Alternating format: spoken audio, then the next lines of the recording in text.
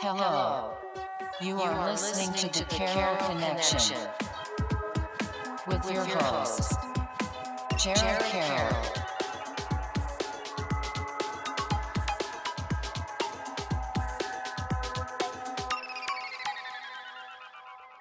Hey everybody, welcome to the Carroll Connection. I am your host, Jared Carroll, here to bring you guys another great episode. I did want to take a chance to shout out last week's episode 214, my Azores trip recap featuring Jake Wickham, my cousin. If you've listened to the podcast, you know that I do a lot of trip recaps with him. I've had other episodes with him. We did like a men's mental health episode before, and I love having my cousin on and just like kind of just talk about random stuff, and especially when we talk about trips, family trips, and the importance of being able to do that with our parents and stuff. And if you get value from traveling or traveling with family, definitely check that episode out, thecarrollconnection.simplecast.com. Also available Apple Podcasts, Spotify, all the major listening platforms. If you like to watch your podcast, go on YouTube, search The Carroll Connection or at Jared M. Carroll, and it should pop up for you. And if you want to be a guest or return as a guest, hit me up on Instagram at Jared M. Carroll or at The Carroll Connection, and we'll set that up.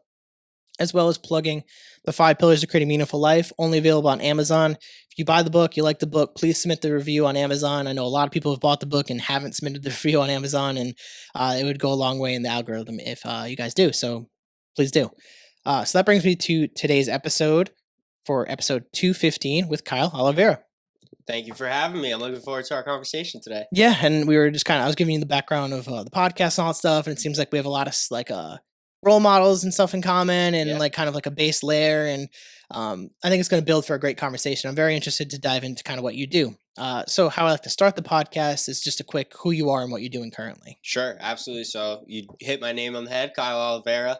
I grew up in Rhode Island, about 27 years old now. I had to think for a second, but yeah, I'm 27. Who I am, just a normal guy, basically, right? Like I grew up, I was super into sports. I played soccer basically my whole life. Uh, Growing up, like both my parents were entrepreneurs, so I always like saw businesses being started, businesses being run. That was always something that like really attracted me. And then also just like a family man growing up, like I'm Brazilian, so that's really big in our culture. Just like being with our family all the time, barbecues every weekend. So that's basically me, just a normal guy. I love to be outside, love to hike, love to play sports, just be active. And in my spare time, I love to just research. I'm super into finance, economics, what's going on in the markets, the new trends like AI, that sort of thing. So just kind of all over the place, got a lot of interests. And the reason why hopefully I'm here is to talk a little bit about what I do, which is run a clothing company called Luxury Leaf.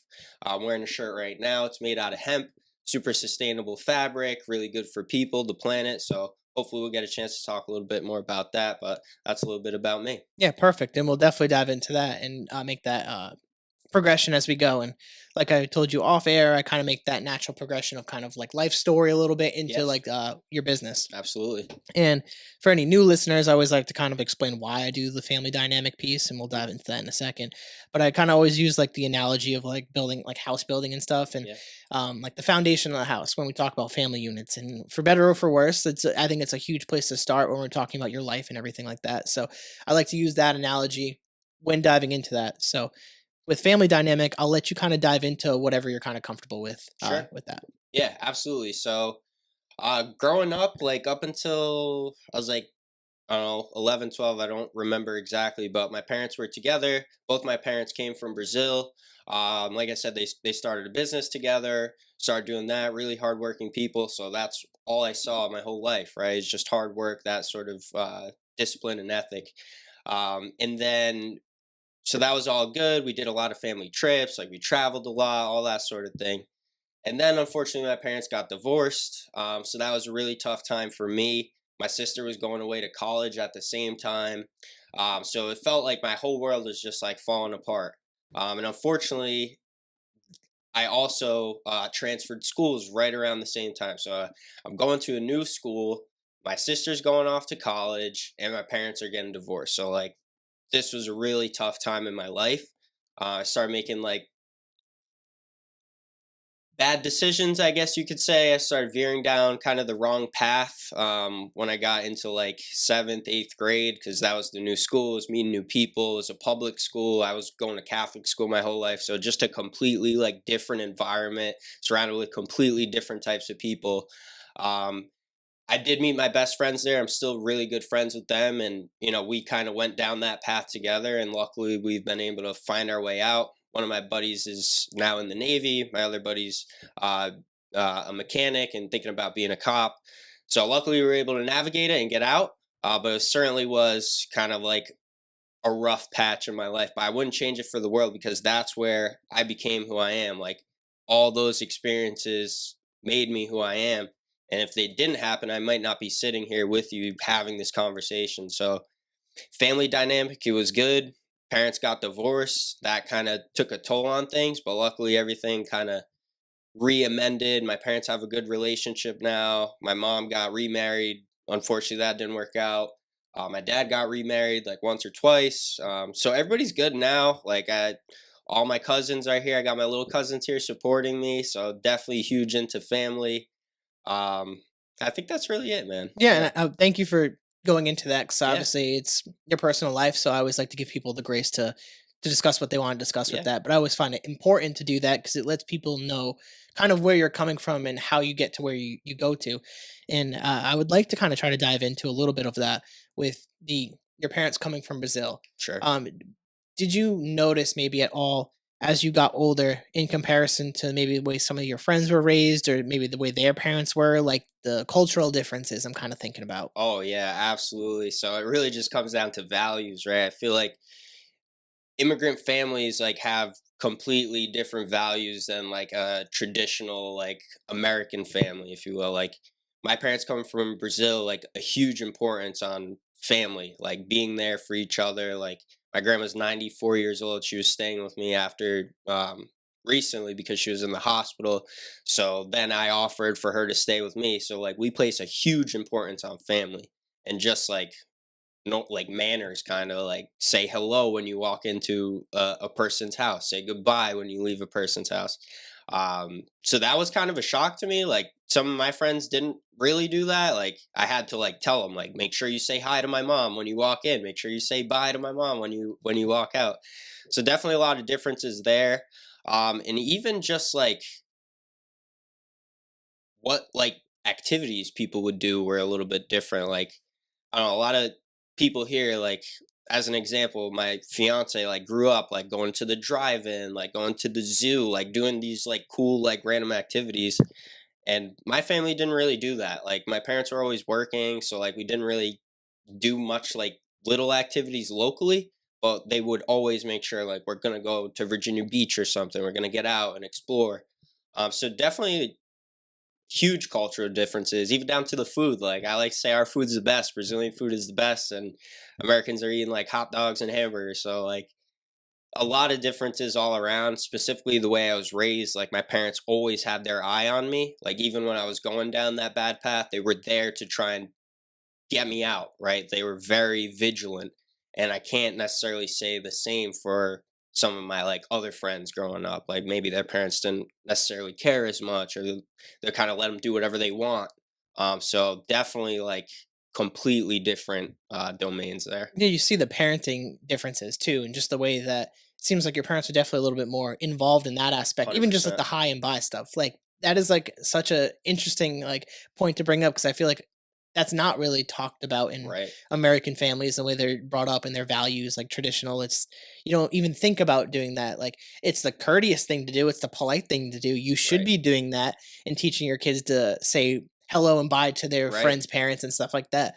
But especially nowadays, that's not even talked about. Right. Like, you'd be lucky to even meet, like, if you have kids, some of their friends, like parents and stuff like Right. that. And that Like, was another, sorry to cut you off, but yeah, that was another thing, is like, anytime I want to have a sleepover, my mom's calling the parent. Like, if she can't talk to the parent, she's not letting me go anywhere. And again, this wasn't always the case. Some of my friends were like that, their parents were like that, but wasn't always the case. So I think definitely it's like, changing with millennials too. As millennials are starting to become parents and stuff for like sure. that, you're starting to see a little bit more. I wouldn't say the older millennials, because they still fall into that category where It's close to like Gen X and stuff like that. But the younger millennials, as we're becoming parents, and even some of young Gen Z becoming parents, more proactive with meeting friends, parents, and stuff like that, being more proactive in our kids' lives. And maybe it's some type of trauma that we've all experienced through Right. childhood of wanting to be there more, being more present for our children, and learning things that unfortunately our parents didn't get to know because of we have social media and Hmm. the internet and access to information that we don't always know how to raise kids the best way, and there's no correct way to do it. Like Right. I look at my parents and stuff like that, and I always like thank them for the way that they raised me, because Hmm. like there was no playbook. All you have to rely on is the people around you back Right. then, versus now there's books, there's the internet, like YouTube videos, like Right. there's tons of stuff out there to teach you and help you and guide you to raise great children. And even with all that, it still can go wrong. So it's like you look at the way that a lot of parents like and grandparents raised our parents and us, like to be thankful in certain situations where it's Right. like it could have been so much worse. And I think that gratitude piece when looking at our childhood is Yeah. super impactful when things weren't always the best, because like Right. sometimes it might have been hard to get a meal or get new clothes or new shoes, and you have friends that have the best of everything, and Yep. you're like, well, why can't I have that? Exactly. And it's that comparison thing, and we don't learn that until later in life, because that's a hard conversation for a parent to like tell Right. their kid, hey, I'm struggling with my job right now. Exactly. You don't want to tell your kids that, you can't afford this or that. You want to give your kids everything. But I think you hit it on the head, right? Like our generation is so used to like this life of excess, superfluous like things like convenience. We were talking about it before. Like you just have a GPS to get places. Like everything is so easy and so convenient that you lose sight of like the fact you have a bed and heating and cooling in your house means you're richer than 99% of the world.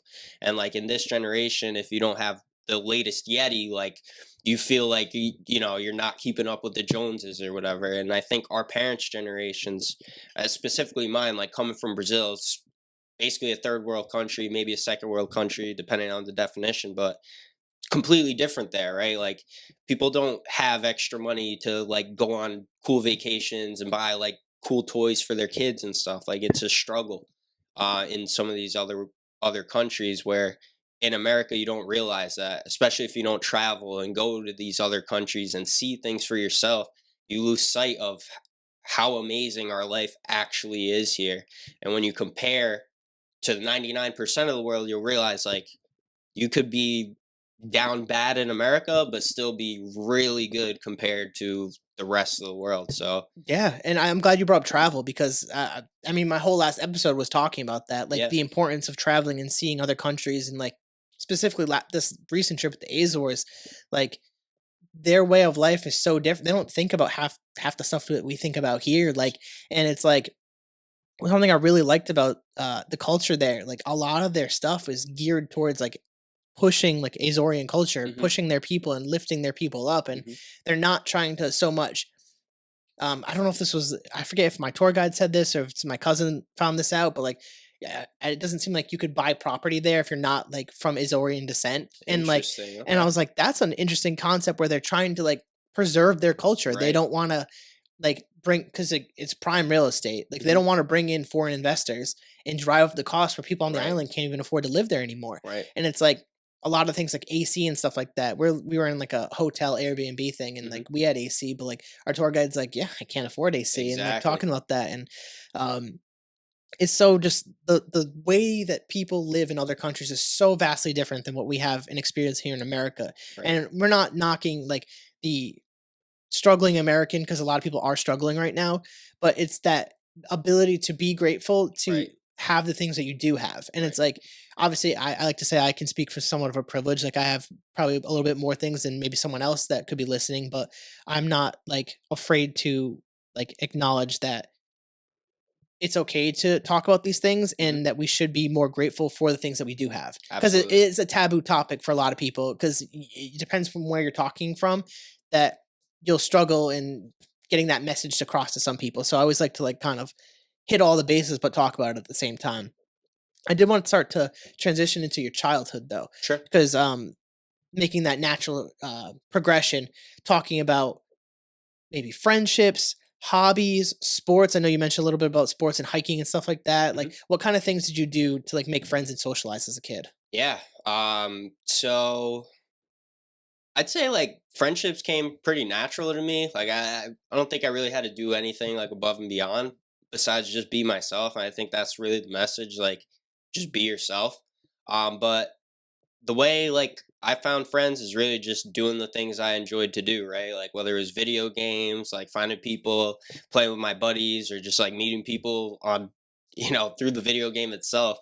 All right, even just sports, like playing soccer. I said that was a big part of my childhood. It was a big part of my identity growing up. So I would just be friends with the people on my team. So it wasn't like anything I really had to do. It was just like friendships would just kind of find me based on honestly me doing the right thing, right? Because you can find friends wherever you go. And I'm cautious of the word friend because like friend means something very specific, right?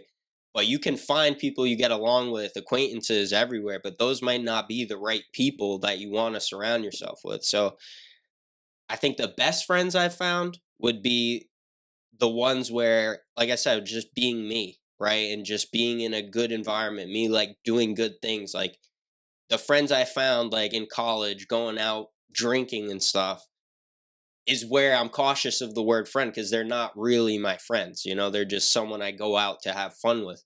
Like my real friends are there with me, and I find them through like my struggles or like through doing good things, like seeking good um choices, right? Like the best friends I have are the ones that I found playing sports, doing something good. The best friends I have are the ones that I found like going on hikes and things like that. So you can make friends everywhere, but you got to be very intentional on like the ones you really call your friends, because a friend is someone who is going to, be happy for you when something good happens in your life. A lot of people will be like jealous or, why isn't this happening to me? They lose that perspective, right? So the best friends are the ones who are there for you. The best friends are the ones that, you find on your path of like self improvement and self development.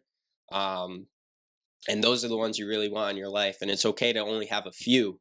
Like it's about quality over quantity. That's something I found out in my life because in high school, I wouldn't say I was popular, but I was like in the cool kid club or whatever, like with the athletes. I was a soccer player. We'd hang out with the football players. Like we have like a solid squad. Um, so yeah, like finding friends is always easy, but finding good friends is the hard part. Yeah, you learn that and I've definitely been in that type of space too, where it's not that you don't dislike the people that you go out with and drink with, but those friendships are never usually founded on something that's sustainable. Right. And it's everyone grows up at some point. Sometimes it takes people longer than others to get out of that phase, and not that like there's anything wrong with that drinking phase. And if you still do it, it's fine. But it's the search for something more meaningful, and Right. usually that tends to steer you away from the going out and doing that on every weekend, and like that doesn't become a thing of hitting your friends. What bar are we going to this weekend? Same Exactly. bar? Yep, be there. Yep. And it's like you grow past that and Right. finding those sustainable friendships that are actually friendships, because I like the fact that you highlighted that that word is used very loosely now. Right. And acquaintances doesn't seem like the right word sometimes, so I like to use connections if I Yeah, have I that, like because that. obviously it works for this. Yeah. It's like because people that come on my podcast, I can't say that we're all necessarily friends, but Right. they're great connections. Right. Because I wouldn't call them an acquaintance, because we're talking. I sat down with them, and a lot of time I'm talking to them about something more deeply than Right. something an acquaintance would talk to them about. Absolutely. So I think the healthier word to use is connection. It's a great connection I have with them. They're Mhm. a connection I could rely on. It's like this Carroll connection network that I have, and I've found that that word is better because I mean, even when the foundation of the podcast, I gave you some of that rundown. The point of like doing a podcast was to connect with people, Right. to get to that point, to get past those like meaningless like bar conversations and actually sit down and be like, hey, why do you do what you do? Like, Right. where do you come from? Like, what kind of things do you value? Like, getting to that conversation to create meaning for people. And like, if people watch this and be like, yeah, I enjoy that, and like want to do something that you do or I do, Mhm. they can follow through that. And we're just having a conversation, there just happens to be cameras and lights. Like Yeah. there isn't anything different about the conversation that we have on a podcast and off a podcast. Right. And I feel like that goes back to even to the authenticity point that you made of like attracting real people and real friends. The more authentic you are, the more authentic your friends and your relationships are going to be. And that is like the point that people need to start harping on and focusing on is like stop caring so much about trying to be the coolest person at the table. Right. Like you don't need to worry about that because if you're just worrying about what you're doing and focusing on being a good person and helping others and helping yourself, like you're gonna be cool by default because that's cool. Like too many people focus on just like the word and the meaning and like the flashiness of it. It's like no, just be a good person. Yeah, exactly. Because everybody's definition of cool is different too, right? So it's like be you, and you'll find the people that think you're cool. But like, don't change yourself to try and fit in. Like, don't change you for anybody. Like, if you want to change yourself, do it because you want personal growth and things like that. But like, you got to be you in this life because that's when you'll start to be unaligned, like with who you are, right? Like you'll say you want to be this person, you want to be this I don't know, you want to be a family man, you want to be a good husband, you want to be a good son, you want to do all these good things, but if your actions aren't lined up to that, then you're going to feel like internally like crap, right? You're going to not feel like you are who you are. And I've experienced that in my life, and that's when I had to really take a step back and say, okay, like who do I want to be number one, right? Like who is Kyle Oliveira? Like I want to be someone who is hardworking. I want to be someone who's a good brother, a good fiance, a good dog dad, a good son. But I also want to be someone who is ambitious and pursuing like a business opportunity, and someone who cares about their finances, someone who is not ashamed to want nice things. Like this is who I am, and I had to, one, like come to terms with that, and then two, build my life, my actions, my habits around the person that I want to be. So once I did those things, then I started noticing like some friends leaving my life, and I was like, huh, okay, cool. And then I started noticing new people coming into my life, and I was like, cool. This is exactly like the people that I want. So it's like the more I focused on myself and being the person I wanted to be, the more like other people that have that same mindset, that same vision would come into my life. So it's like you really just got to do you, and everything else kind of falls into place. Yeah, I mean, I could go into a whole different tangent off that those points alone. I mean, we could have a whole podcast just off that segment. It's just a lot of people, and this is also social media based too. Is like we're comparing and trying to be something that we're not, and like even when you're the aspect of just personal growth and change too. Like when you want to be something different, that imposter syndrome is also going to come into play where you feel like you're not even this person, but it's like you have to like even push past that. I mean, yeah, we can go into a whole different rabbit hole. I definitely want to steer us back towards more senior year, graduating. Kind of, did you go to college? Did you not go to college? And then gearing up to get towards the business because I really want to start diving into that next. Cool. So let's start with that. Cool. So yeah, senior year was a good time. So basically, I'll back up a little bit. So I went to one school for my freshman year in Rhode Island. I won't say the name. Then I moved to Florida for my sophomore year. Got into a little bit of trouble at school, so then I had to come back here to the same school I went my freshman year. Got in a little bit of trouble again, so then I had to go to East Providence High School. So my high school journey was a little bit bumpy, but my high school senior year was so much fun because I got to be with like all my middle school friends that I left because they went to like uh the public school. I went to Catholic school, so it was good to like reunite with them. But also like that's probably where the slippery slope started to happen. Like started to not really play soccer as much, started to kind of get in, like dabble into not the best things. Gearing up for college, like was super nervous for that. So like maybe that's why I was, a little anxious. So I was seeking out, different ways to try and fill that anxiety. But senior year was a lot of fun. Like it was really a time for friends, like having that last sort of fun times with each other before we all head off into our new chapter. And that new chapter for me was college. I went to Bryant University, Bryant Bulldog, class of 2019. I studied finance, applied analytics, and economics. That was the best 4 years of my life. I lived on campus.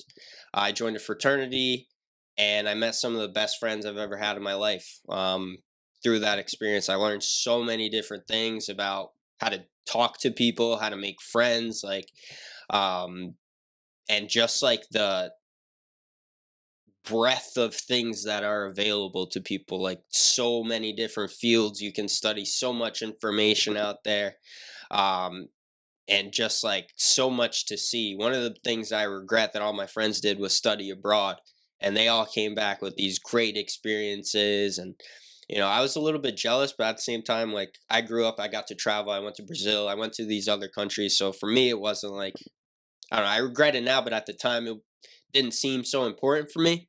But just like seeing what's out there, like the opportunities, like I just felt how I feel if I go into a big city like New York or Chicago, like just looking at the skyline and seeing like the endless possibilities. That's how I felt when I was in college, like in terms of the people around me, like there's so many different types of people. It's a big international school, so I met a bunch of foreign kids from India, China, like Turkey, all over the world.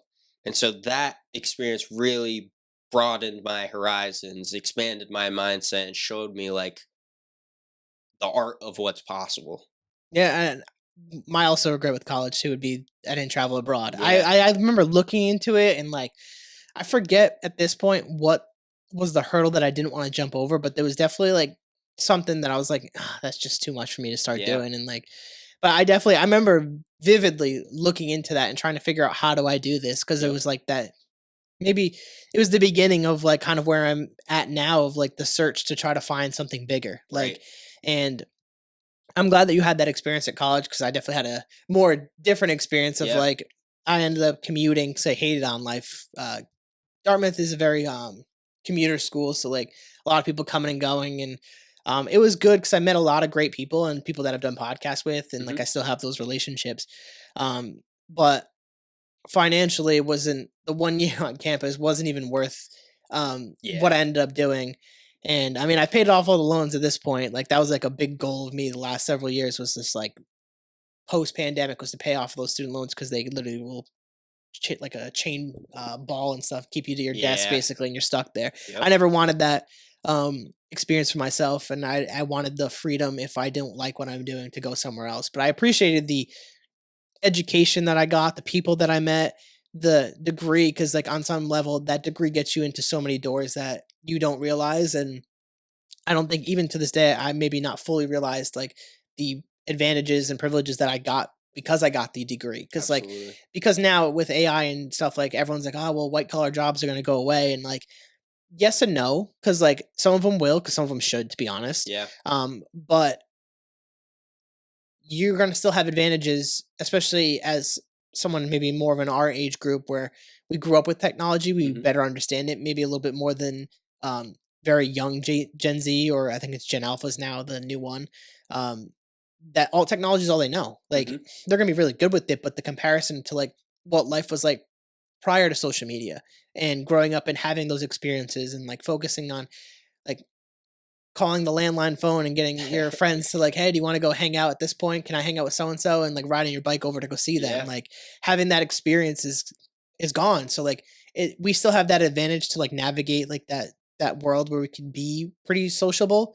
Um, Technology has definitely like kind of corrected a lot of the people's like human skills almost. It's Yeah. like people don't know how to talk to people anymore and Right. very Unless it's through a phone. yeah, everything is very people are very anxious and don't know how to speak, and I'm pretty introverted myself, so I can understand that, and I'm pretty empathetic towards that, but it's just weird to see that change in people where looking at someone and just having a conversation makes people very anxious, and Yeah. That's very true. it's like, this is just like a norm you should be able to do this, and Right. if you don't work that muscle and you're gonna lose it. And Hmm. it's part of that was part of the point. I was totally off podcast conversation here, but the book that I was referencing, they Yeah. talk Yeah. about that where people are losing that skill because you don't work on it. If you Right. don't talk to people on a daily basis or weekly or monthly or whatever it is, eventually over time talking to people becomes your norm and you don't want to leave that. Right. And that becomes very dangerous for people because there's studies to show that like having conversations and talking to people is like crucial for mental health and like Yep. dopamine and stuff like that. So it's very interesting stuff and just like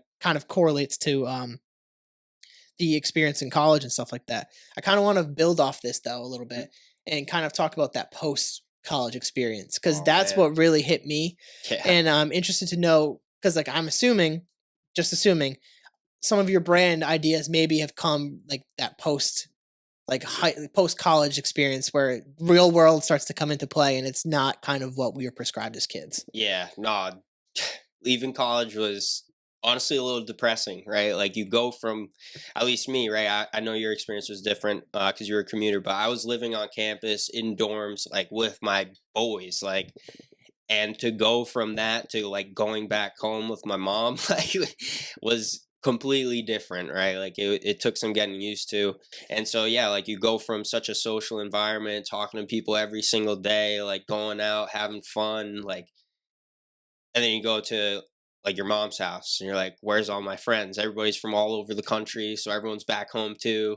A lot of my friends went to Boston. I kind of stayed in Rhode Island, so like even though it's not that far away, it's still like a drive or whatever. So definitely like maybe like the first 6 months out of college were weird transition period. Like I was still seeing my friends, but not as often. Settling into a new job now. Like I got paid bills. Like I remember seeing my first check, how much they took out in taxes. I was like, oh my God, this is insane. So yeah, it was definitely a huge transition period, but it also forced me to mature a lot. I think that's where all of my growth really came from. In college, I was focused on having fun because I knew I would never get that time back. Right. So maybe my priorities weren't right or whatever, but that was my priority at the time. Have as much fun as I can, meet as many people as I can, build my network. I think that's what was important for me. Like I think that's probably the most important thing of college is less so like the curriculum, like that's important, you need to know stuff. But it's not about passing tests. Like for me, it's about the network, like meeting people. The people I'm going to school with are going to be the future CEOs. They're going to be the future president, future mayor, future governors, congressmen. Like I want to know these people. I want to develop a connection with these people. So that way, I don't know, one day I'm going to like we can do things together one day, and that's really what it was all about for me in college. I was just meeting people, getting those connections out. But when I graduated, is what I was saying earlier, like I felt unaligned to who I wanted to be. Like in college I wanted to be this sort of person, but now I'm out of college, like I want to take my career seriously. I want to, find a girlfriend and maybe get married and start a family, buy a house, like start doing like the traditional path, I guess. But at the same time, like I've always wanted to be a business owner. Like I've always wanted to not have to work a 9 to 5 one day. And so in order to do that, it required a lot of change in myself. It required a lot of discipline. Like I wasn't someone who would really go to the gym in college because I told you in high school I started like veering off the path, started focusing less on sports and things like that. So I had to find myself, right? Like I had to get sober for a little bit. I had to like really defry, I call it, my brain. So I could really get back to my roots of who I was, who Kyle was before all this crazy stuff in my life started to happen. And when I did that, I had to have that tough conversation and say, okay, like this is the guy you want to be.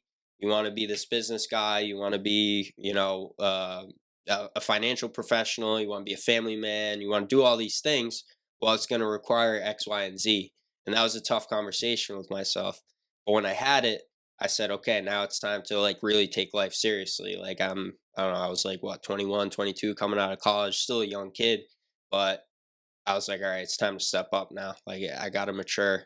Everyone's going through the same thing. It's not just me. I can still talk to my friends. They're always going to be there.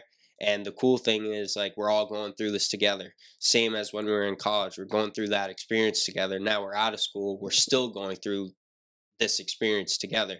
We're just a little bit further apart. So it's definitely a transition, right? Like those first few months to the year, like getting used to the new dynamic. Working, like you go from not working to working, that's pretty tough.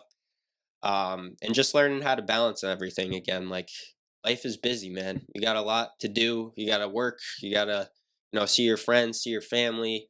You got to take care of your dog if you have one, your pet, whatever. So that was also another challenge, is like learning how to balance everything. Yeah, and it's entering the professional world, and like I think a lot of people, especially now, have been like very anti 9 to 5 stuff, and that's like the whole like narrative on the internet. And I've been very, um, I don't know, you might have seen this guy Hub's Life on TikTok. Yeah, yeah, yeah. Yeah, and obviously aside from the stuff that's happening now, but he shared one of my videos once because Oh, that's I was awesome. talking about him Let's go. because like I loved what he was standing for, Hmm. because I'm very against this like hustle like culture, because I got sucked into it too. Yeah, you get I mean, brainwashed I mean, almost. that's kind of where the podcast part of it comes from, is like that wanting that purpose and passion to Right. be like an entrepreneur, and like I go down that path. I'm like, I don't know if I fully even want this. Right. Like, or like everyone's like, you need to be a real estate agent or Yeah. real estate A guy. lot of And it's people like, romanticize that sort of it's life, right? yeah, But it comes with a lot, right? Like to be a really successful person, like someone who's employing people, you have people working for you. That's a lot of responsibility. And it sounds nice, right? Like, oh, you're not working a 9 to 5, you have your own schedule, you're making money, all these things. But what people don't realize is the responsibilities and other things that come along with it, right? It's late nights, you're not seeing your family as much as you want, you have literally people who depend on you for their livelihood, and that is a lot of responsibility. That's takes a lot out of you. So I guess my message is like, it's like if you're thinking about starting a business, you're thinking about doing this sort of thing, like really think about it and what it entails, because it's you will have to sacrifice a lot, and it's not all that it's cracked up to be. Like a 9 to 5, I work a 9 to 5. It's good. You get benefits. You get a steady paycheck. You get like work life balance. You have time for your friends. You have time for your family. So it all goes back to what I said. Like, who do you want to be, right? And make your decisions based off that, because what someone else wants isn't what you want. What you hear on social media might sound nice, but it might not actually be nice in your reality. So yeah, yeah, nailed that. it's Honestly, romanticized. nailed that. Too many people, they think what the internet's selling them is what they want. And I mean, I've come to that realization too. Is like, I don't want to have 30 different like multi-family homes and rent it out to people. Like, I don't want to do that. Like, I'm Right. sorry. Like, cool. I understand the value and people make money off that, Hmm. and it's great and can make generational wealth. I don't want to do that. Yeah. I don't know if I really want to start my own business. And I that's don't know if I fine, want to do that. It's like, I like the checks that I get and the benefits that I get, because like life's real. Like, Mhm. people don't get that. I don't know why. Like, bills exist. Yep.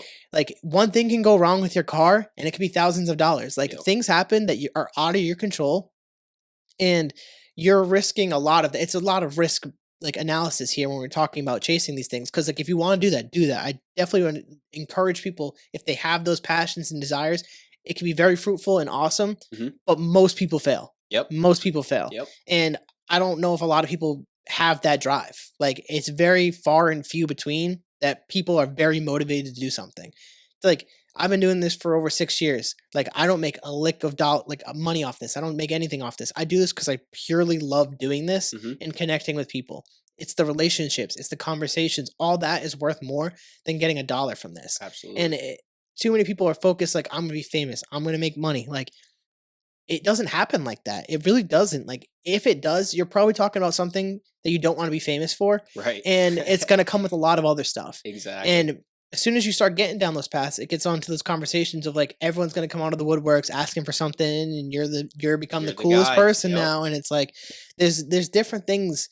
There's like pros and cons to everything, but so many people see like the luxuries of the good life and Right. don't appreciate what they got. Like, Mhm. there's a lot of things that you can have in the life that you have that those people in the mansions or whatever will never have. And a Right. lot of times they don't realize that until they're there. And that's why people in those still like positions still have mental health issues, because you're not solving the true issue. Like, goes back to kind of what you said, like, who are you and what makes you happy? Like, what do you Exactly. want from life? And like, having millions of dollars, sure, money can buy happiness, but like, it's not going to solve everything. Right. Everything that you feel isn't going to be solved because you have a couple extra zeros in your bank account. Right. Like, it's going to make things better. Yeah, I'm not going to lie. Like, bills are going to be easier and stuff Right. like that. You could travel, but like, it comes with so much more that so many people are quick to sell out for.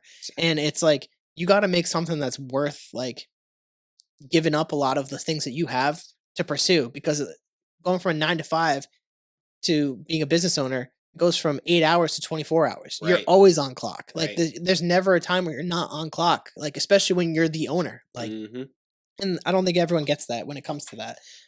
No, they don't. They definitely don't, because yeah, man, like just in my experience, right, being a business owner, it's like my business is manufacturing, so I'm Yeah, I talking to actually want to people. get into that, All like right, cool. how you basically started that. Sorry to Yeah. cut you off, but I No, wanted to no, dive into that. that's perfect. So I started in college, actually. Me and a couple buddies, I was always into clothing growing up. Like in high school, I left this out, but I was the kid waiting in front of Foot Locker to get the shoes that were coming out, so then I could resell them. Sneakerhead. Exactly, big sneakerhead. Me and my boys, we would flip it. So that's kind of where we got started, or at least, yeah, all of us got started with like our entrepreneurial type of venture was with sneakers.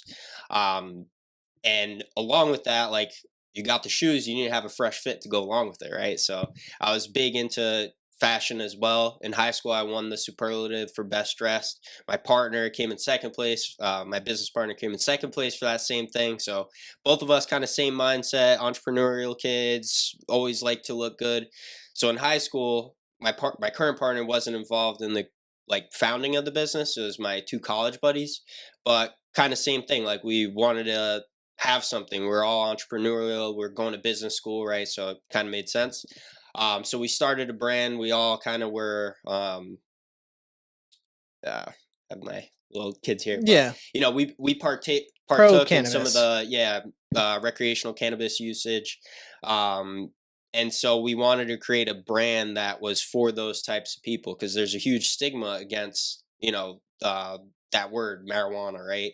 And people associate people who do that as lazy, unsuccessful losers, basically, Mhm. right? There's a huge stigma. And our whole goal was to break that stigma through this brand called Luxury Leaf. Originally had nothing to do with hemp at the time. It was just a brand for sophisticated stoners, basically, is what we called it. But then from there, I had this project for my economics class. It was to report on the implications of legalizing marijuana recreationally for the country. What would that do for tax revenues, et cetera, et cetera. Through that project, I discovered hemp. I discovered it's completely different than marijuana. It's an industrial crop. It has 10,000 known uses. You can clothe yourself. You can build homes from it. You can make plastics, papers. Literally everything you see can be made from hemp. And this plant was outlawed in the U.S. for about 100 years. And that boggled my mind. Like, if this plant can do everything, it's super sustainable, it can literally run our economy, why is this outlawed? Why are we not using this more? So I started doing research. I was like, this is incredible. It has kaleidoscopic uses. Like, I need to find a way to do it at the same time building my clothing brand. So I'm like, okay, like, this is it. We're going to do a hemp clothing brand. We're going to be the first one in the US to do anything like this. And I was really excited about it. And that's kind of how the journey began. Started finding manufacturers that could do hemp. That was very difficult because it was a nascent industry. In the US, it was basically non existent. It had just been legalized when I was in college in 2018 with the passage of the US Farm Bill, which legalized people to grow hemp in the US for the first time in, like I said, 100 years. So through the research, I discovered China is the place where all of this is happening. It never was outlawed there. It's been in use for like 10,000 years. The oldest piece of human artifact is a piece of hemp fabric. It's dated over 10,000 years old, or 12,000, because it was found in 10,000 BC was the dating on it. So started exploring on Alibaba, trying to find manufacturers. We found one to make our hats. We got some hats made. That was to me at the time, it was like $3,000 was everything I had. And we put it all on the line. We got the hats. We started selling them. I was in college, so I had a bunch of people around, to all my friends, to help support me, and we started getting it off the ground. Um, we quickly had some success with the hats, took some of the profit money, reinvested into developing new products like t-shirts, hoodies, launched those, had some little bit of success there, and then COVID hit, and the world went to basically pause. Like, everything just stopped. And at that time, like, I was like, I don't know, do I want to still do this? Like, what are we gonna do, Tyler? Because my other boys at that point had already left, so now it's me and my current business partner.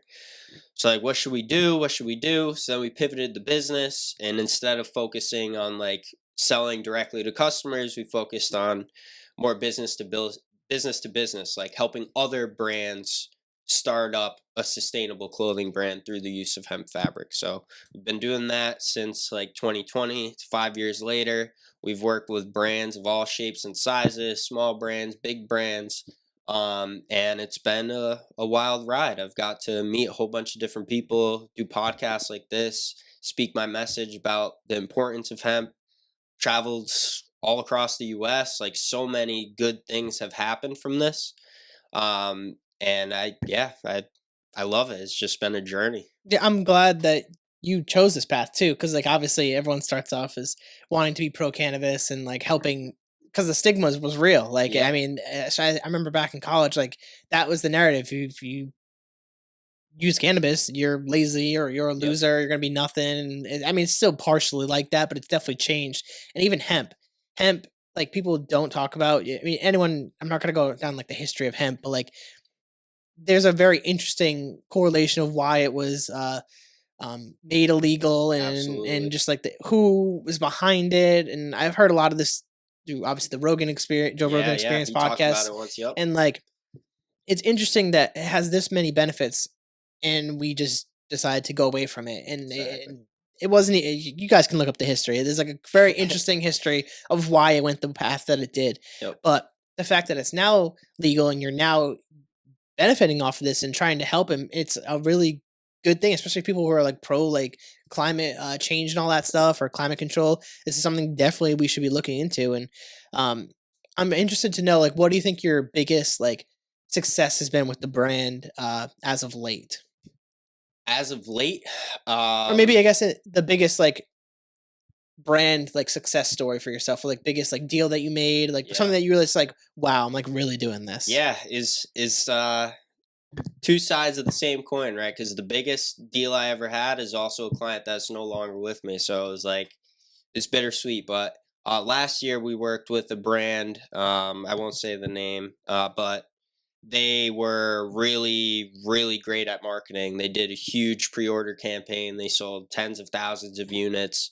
and that was definitely by far the biggest order I've ever had. I think overall they bought like 30,000 units of t-shirts from me, and they basically sold all of them. So that was super awesome to me because there's 30,000 people in the world who now know about hemp clothing, are wearing hemp clothing, and are wearing a product that's better for them and the planet. Like, hemp has so many environmental benefits, which people can look up. I've spoken a lot about that before.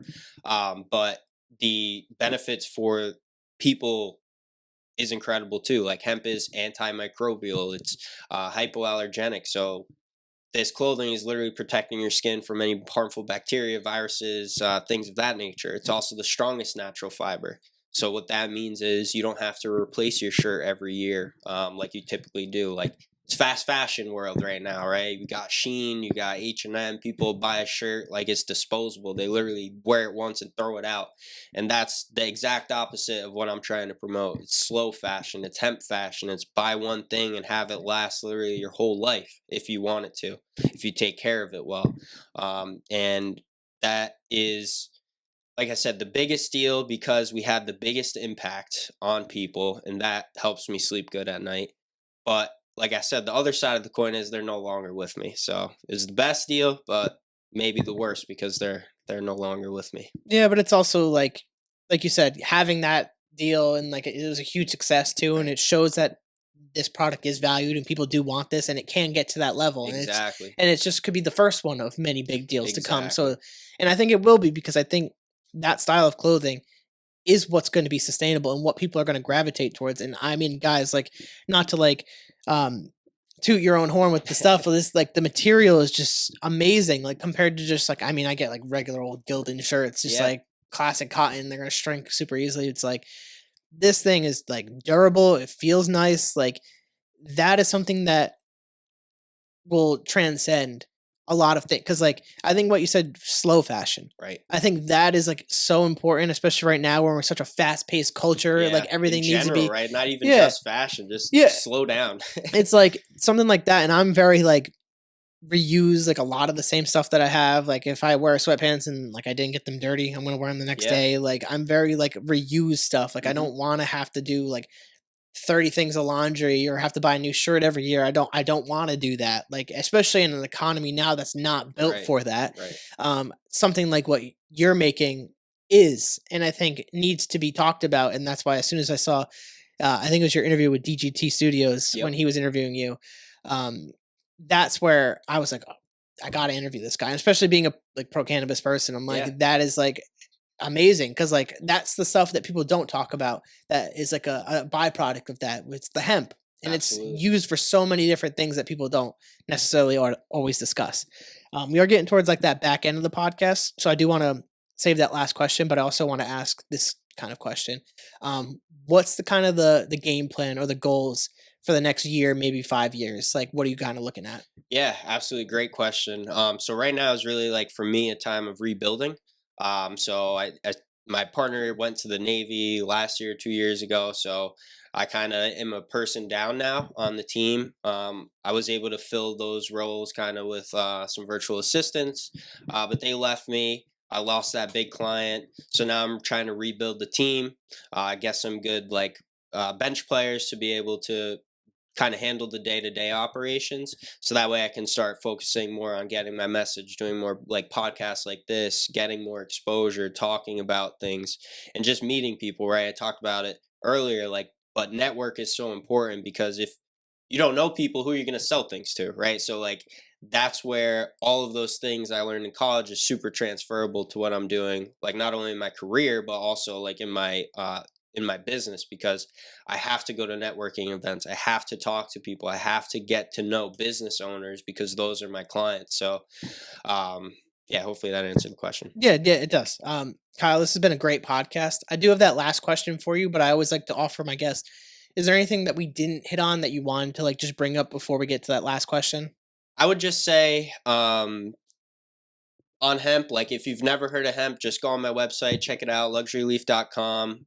Go buy a t-shirt for yourself, go feel it. You're going to be super impressed. And yeah, I think that's it. Just if you've never heard about hemp, go check it out, luxuryleaf.com. Go watch a Joe Rogan podcast. Doesn't have to be anything to do with me, but I just encourage people to learn about what's out there, whether it's hemp or other ways of, kind of running the economy, running the world that actually places an importance on people and longevity, and not just, literally pillaging all the resources from the planet for people to make money. Like that's not what this is all about, right? It's all about peace, happiness, spreading love, and it's up to each individual person to vote with your dollars. So if you want to see change in the world, then whether it's through my company or other sustainable clothing companies or sustainable foods or whatever the case is, like do what's right for you, vote with your dollars, because that's the way things change. Yeah, I think that's fantastic. I think it's true. Is if we want longevity, better health, better like quality stuff, vote with your dollar. Like, and do you want to spend X amount of dollars in multiple shirts in like 1, 2 years, or have a shirt that's going to last you multiple years because it's made with good stuff? I mean, Absolutely. that's a easy comparison right there. But Kyle, my last question for you is: what would your advice be for someone who wants to pursue their passion? I know you told me not to, and I won't. My advice to anybody pursuing their passion is to take the first step and have accountability. I think that's probably my advice. If you want to chase your passion, tell as many people as you possibly can that you want to do this. So that way you have accountability in your network, because it's easy to say you want to do this, you want to do that. And most people say just go ahead and do it. But if you don't have like people who know what you're trying to do, who are supporting you in what you're trying to build, and to keep you honest with yourself, like you're probably not going to really get anywhere. And that has been very true for me. Like I started my business with people. I started pursuing my passions with people. And they helped me do it when I didn't want to do it that day, or they help course correct when I'm getting off track. So just tell as many people as you possibly can and have them keep you accountable. I love that advice because that's something I kind of live by with the podcast. Is if I have like solo episodes or stuff like that, and I do like birthday reflections and year in review episodes, kind of reviewing my year, reflecting on another year of on my birthday and stuff like that. And that's something that I always talk about is just like being accountable for like what you do, like speaking it out there, having it out there. Like if you say you're going to do something on a podcast, it's out there. Like people Right. can hold you accountable to that. And I agree with that. Not enough. And if you don't want to tell people, maybe it's something you don't want to actually do. Exactly. Because if you're afraid of people bringing up, oh, you didn't do the thing you said you're going to do, like you probably don't want to do it then. Because if Right. you're afraid of that criticism, that means you're not dedicated and you're probably not being consistent enough to even achieve that goal. So if you're going to say something, you have to be about it. So I think that's a Exactly. perfect way to put that. But Absolutely. 'Cause especially just last point, because especially if you don't do the things you say you're going to do, you'll start to lose confidence in yourself, and that will translate into every aspect of your life. So if you say you're going to do something, you have to do it. Otherwise, you're not showing up for yourself. If you don't show up for yourself, you don't believe in yourself. And if you don't believe in yourself, how could anyone in the world believe in you too? So if you say you're going to do something, tell as many people as you can so they can keep you accountable, because accountability is the only way to build self-confidence, whether it's your own accountability or from other people. absolutely. I co-sign that. And Kyle, I've really enjoyed this podcast. I My feel like pleasure. we've given a lot of great gems out there for people. And I just appreciate you taking the time out of your day to come do this. Absolutely. Thanks for having me. It's been a blast. Yeah. And if you want to plug after, just look into this camera and Yeah, then plug absolutely. yourself. So, like I said, follow Luxury Leaf LLC on Instagram, Facebook, LinkedIn, pretty much all the social media platforms. And for those interested in learning more about the company, you can check out the website, www.luxuryleaf.com. Perfect. And I'll plug him in everything. And I'll hit you up and maybe do a collab post so it gets Cool. more reach and stuff like that. Yeah, But again, sounds great. thank you for doing this. And for you guys, if you guys like the podcast, please rate, review, subscribe, share it with your friends, share it with your family, share it with your grandma. Check it out at carrollconnection.simplecast.com. Also available Apple Podcast, Spotify, and all the major listening platforms. If you'd like to watch your podcast, go on YouTube, search the Carroll Connection or at Jared M. Carroll and it'll pop up. And if you want to be a guest or return as a guest, hit me up on Instagram at Jared M. Carroll or at the Carroll Connection and we'll set that up. As well as plugging the 5 Pillars of Creating Meaningful Life, only available on Amazon. If you get it, you like it, rate the review on Amazon. It goes a long way in the algorithm. So, until next time, guys. Peace. Peace.